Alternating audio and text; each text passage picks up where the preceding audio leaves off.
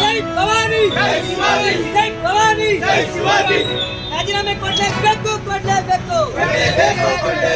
ರೇಖಾ ಖರ್ಗೆ ಅವರು ರಾಜೀನಾಮೆ ಕೊಡ್ಲೇಬೇಕು.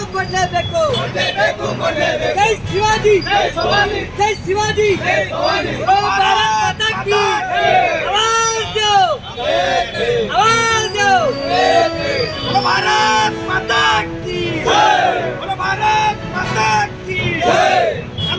ಖರ್ಗೆ ರಾಜೀನಾಮೆ ಕೊಡ್ಲೇಬೇಕು. ಪ್ರಿಯಾಂಕಾ ಖರ್ಗೆ ಅವರು ರಾಜೀನಾಮೆ ಕೊಡ್ಲೇಬೇಕು. ಒದಗಿಸಲೇಬೇಕು. ಏನುದು ರಾಜ್ಯ ಗುಂಡಾ ರಾಜ, ಏನುದು ರಾಜ್ಯ ಭ್ರಷ್ಟ ಕಾಂಗ್ರೆಸ್ ಸರ್ಕಾರಕ್ಕೆ, ಕಾಂಗ್ರೆಸ್ ಸರ್ಕಾರಕ್ಕೆ ಉಸ್ತುವಾರಿ ಮಂತ್ರಿಗಳು ರಾಜೀನಾಮೆ ಕೊಡಲೇಬೇಕು. ಉಸ್ತುವಾರಿ ಮಂತ್ರಿಗಳು ರಾಜೀನಾಮೆ ಕೊಡಲೇಬೇಕು. ಜೈ ಶಿವಾಜಿ. ಬಗ್ಗೆ ಚಳಿಗಾಲದ ಅಧಿವೇಶನದಲ್ಲಿ ಬೆಳಗಾವಿನಲ್ಲಿ ಅರಸೀಕೆರೆ ಶಾಸಕರಾದ ಶಿವಲಿಂಗೇಗೌಡರು ಈ ಮೈಕ್ರೋ ಫೈನಾನ್ಸ್ 40% ಬಡ್ಡಿ ಅಂತಂದೇಳಿ ನೇರವಾಗಿ ಸಂವಿಧಾನದಲ್ಲಿ ಹೇಳಿದ್ದಾರೆ.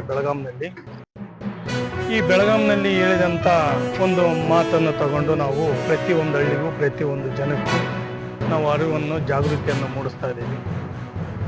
40% ಬಡ್ಡಿ ರೀತಿಯಲ್ಲಿ ತಗೊಂಡು ಅವ್ರಿಗೆ ಕಟ್ಟಕ್ಕಾಗಲಾರ್ದಲೇ ವಾರ ಪಾವತಿಸಲಿಕ್ಕೆ ಕೈಲಿ ಆಗಲಾರ್ದಂತಹ ಜನಗಳಿಗೆ ನಾವು ಹೇಳ್ತಾ ಇದ್ದೀವಿ. RBI ನಿಯಮದ ಪ್ರಕಾರ ನೀವು ವಾರ ಕಂತನ್ನು ಕಟ್ಟಂಗಿಲ್ಲ. 3 ತಿಂಗಳಿಗೊಂದ್ಸರಿ ಕಂತನ್ನು ಪಾವತಿಸಬೇಕು.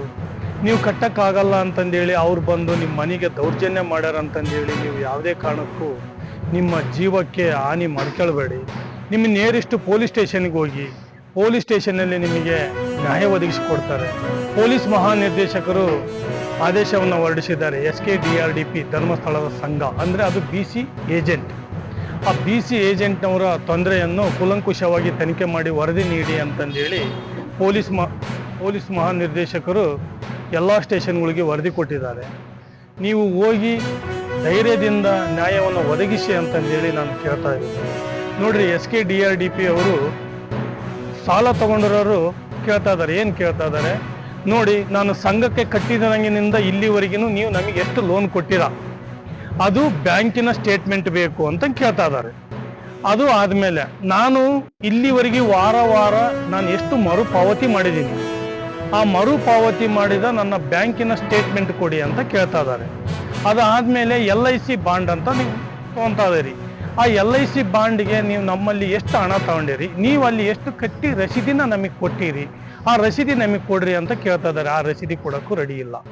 ಆಮೇಲೆ ಉಳಿತಾಯದ ಹಣ ಆ ಒಂದು ಸ್ವಸಹಾಯ ಸಂಘದ ಹೆಸರಿನ ಮೇಲೆ ಆ ಬ್ಯಾಂಕಿನಲ್ಲಿ ಖಾತೆ ತೆರೆದಿರಬೇಕು. ಅವರು ಸ್ವಸಹಾಯ ಸಂಘದಲ್ಲಿ ಆ ಬ್ಯಾಂಕಿನಲ್ಲಿ ಆ ಖಾತೆ ತೆರೆದಿಲ್ಲ. ಡೈರೆಕ್ಟಾಗಿ BC ಧರ್ಮಸ್ಥಳ ಸಂಘಕ್ಕೆ ಉಳಿತಾಯದ ಹಣ ಹೋಗ್ತಾ ಇದೆ.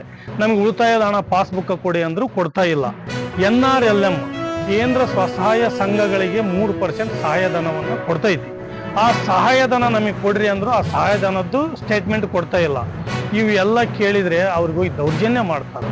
ಅದು ದೌರ್ಜನ್ಯ ಬೇಡ. ಅವ್ರಿಗೆಲ್ಲ ನ್ಯಾಯಯುತವಾಗಿ ಅವ್ರಿಗೆಲ್ಲ ಸ್ಟೇಟ್ಮೆಂಟ್ ಕೊಡಿ, ಅವ್ರ ಕಡೆಗಿಂದ ಕಡ್ಸ್ಕೊಳದ ನೀವು ಕೂಲಂಕುಷವಾಗಿ ಕಡ್ಸ್ಕೊಳ್ರಿ ಅಂತಂದು ಹೇಳಿ ಹೇಳ್ತಾ, ದೌರ್ಜನ್ಯ ಅನ್ನೋದೇನು ಮಹಾ ದೌರ್ಜನ್ಯ. ಅದು ನೋಡ್ರಿ, ಎಷ್ಟೋ ಹೊತ್ತೇಲೆ ಹೋಗಿ ಹೆಣ್ಮಕ್ಳು ಬಚ್ಚಿಟ್ಕೊಂಡಾರೆ, ಆಕಳ ಮಾರಿ ಕಟ್ಟ್ಯಾರ, ಕುರಿ ಮಾರಿ ಕಟ್ಟ್ಯಾರ, ಸಾಕಷ್ಟು ಒಬ್ಬರು ಎಮ್ಮಿ ಮಾರಿ ಕಟ್ಟ್ಯಾರ. ಇವನ್ನೆಲ್ಲ ನಮಗೆ ಫೋನ್ ಮಾಡಿ ಹೇಳ್ತಾ ಇದ್ದಾರೆ. ನಾವು ಅಲ್ಲಿ ಕೂಲಂಕುಷವಾಗಿ ಹೋಗಿ ನೋಡ್ಕೊಂಡು ಬಂದಿದ್ದೀವಿ.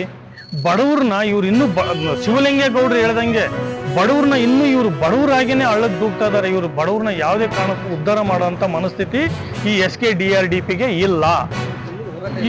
ಇದು ಮುಂದಿನ ಹೋರಾಟ. ಸರ್ಕಾರ ಎಚ್ಚೆತ್ಕೊಂಡು ಇದ್ರ ಮೇಲೆ ಸೂಕ್ತ ಕ್ರಮ ಜರುಗಿಸಿ ಇದನ್ನ ಇಲ್ಲಿಗೆ ಬಂದ್ ಮಾಡಿದ್ನಪ್ಪ ಅಂದ್ರೆ ಅದು ಒಳ್ಳೆಯದು. ಇಲ್ಲ ಅಂದ್ರೆ ಪ್ರತಿ ಹಳ್ಳಿಯಲ್ಲಿ, ಪ್ರತಿ ಓಣಿಯಲ್ಲೂ, ಪ್ರತಿ ಗಲ್ಲೆಯಲ್ಲೂ ಜನ ದಂಗೆದಳಂತ ಒಂದು ಕಾಲ ಬಂದಿದೆ. ಜನನೇ ಕೋಲು ಕಟ್ಟಿಗೆ ಹಿಡ್ಕೊಂಡು ಬೀದಿಗಿಳಿತಾರೆ, ಬೀದಿಗೆ ಹೋರಾಟ ಮಾಡ್ಲಿಕ್ಕೆ ಇಳಿತಾರೆ. ಇದನ್ನ ಆದಷ್ಟು ಮಟ್ಟಿಗೆ ಎಚ್ಚೆತ್ಕೊಂಡು ಇದು ಟೋಟಲ್ ಆಗಿ ಮೈಕ್ರೋ ಫೈನಾನ್ಸ್ಗಳನ್ನು ಬಂದ್ ಮಾಡ್ಬೇಕಂತಂದೇಳಿ ಎಲ್ಲ ಸಾರ್ವಜನಿಕರ ಪರವಾಗಿ ನಾನು ಕೈ ಮುಗಿದು ಕೇಳ್ಕೊಂತೀನಿ. SP ಅವರಿಗೆ ನಾಳೆ ದಿನಾಂಕ 30/12/2024 ಕಲಬುರಗಿ ಸೂಪರಿಂಟೆಂಡೆಂಟ್ ಆಫ್ ಪೊಲೀಸ್ ಅವರಿಗೆ ಮತ್ತು ಇನ್ಸ್ಪೆಕ್ಟರ್ ಆಫ್ ಜನರಲ್ ಪೊಲೀಸ್ ಅವರಿಗೆ IGP ಅವರಿಗೂ ನಾವು ಮನವಿಯನ್ನು ಸಲ್ಲಿಸ್ತಾ ಇದ್ದೀವಿ. 10ವರೆಗೆ ಮನವಿ ಸಲ್ಲಿಸಿ ಇವರಿಗೆ ಯಾವುದೇ ದೂರು ಬಂದ್ರೂ ಇದನ್ನು ಸ್ವೀಕರಿಸಿ ಈ ಇಮಿಡಿಯೇಟ್ ಆಗಿ ನ್ಯಾಯ ಒದಗಿಸಿ ಕೊಡಬೇಕೆಂದು ಅವರಿಗೆ ನಾವು ಮನವಿ ಕೊಡ್ತಾ ಇದ್ದೀವಿ. ನನ್ನ ಹೆಸರು ರಾಮಕೃಷ್ಣ, ರಾಜ್ಯ ಮಾಹಿತಿ ಹಕ್ಕು ಮತ್ತು ಸಾಮಾಜಿಕ ಕಾರ್ಯಕರ್ತರ ಹೋರಾಟಗಾರರ ವಿಜಯನಗರ ಜಿಲ್ಲಾ ಅಧ್ಯಕ್ಷ.